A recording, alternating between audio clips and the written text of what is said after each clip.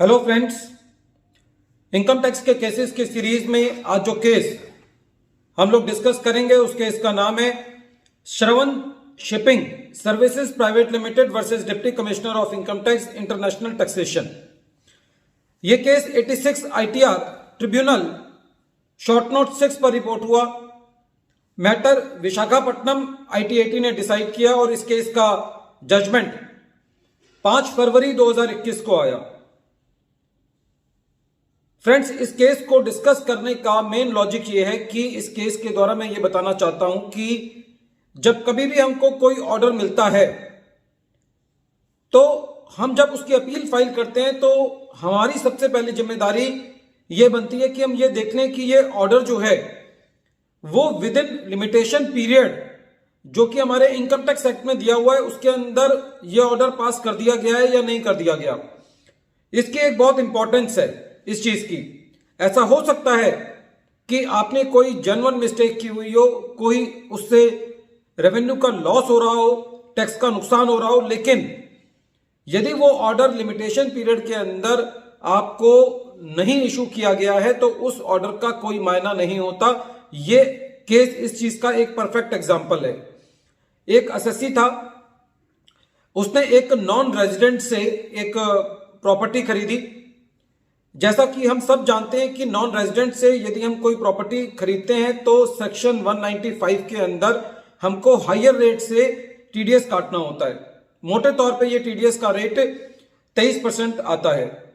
Assessee ने जो property खरीदी थी वो अप्रैल 2010 में खरीदी थी, यानी कि जो फाइनेंशियल ईयर खत्म हुआ वो 2010-2011 खत्म हुआ। असेसी ने इसके ऊपर टीडीएस नहीं काटा।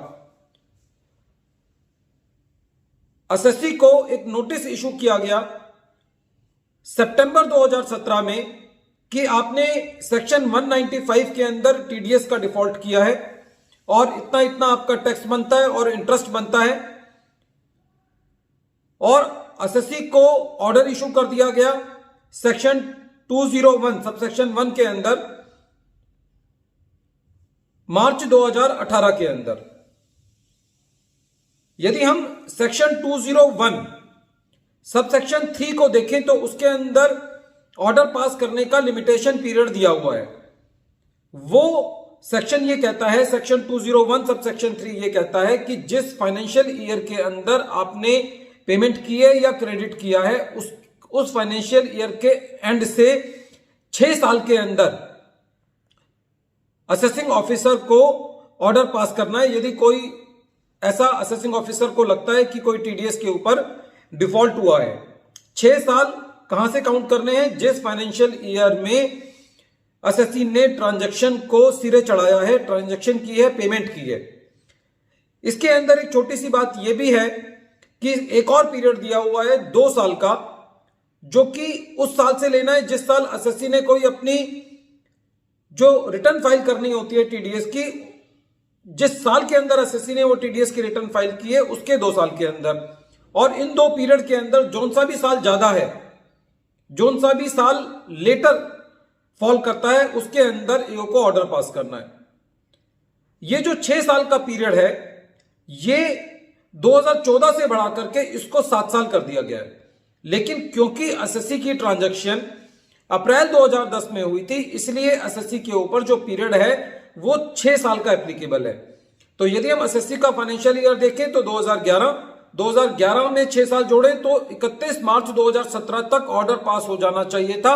लेकिन प्रेजेंट केस के अंदर जो ऑर्डर पास हुआ वो मार्च 2018 में हुआ।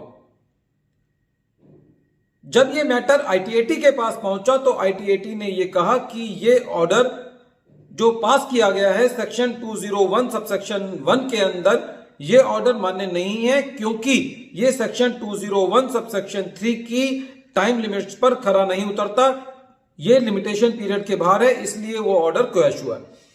फ्रेंड्स, यदि हम इस केस की जेन्युइननेस देखें तो ये केस एक लिमिटेशन पीरियड पर खत्म हो गया।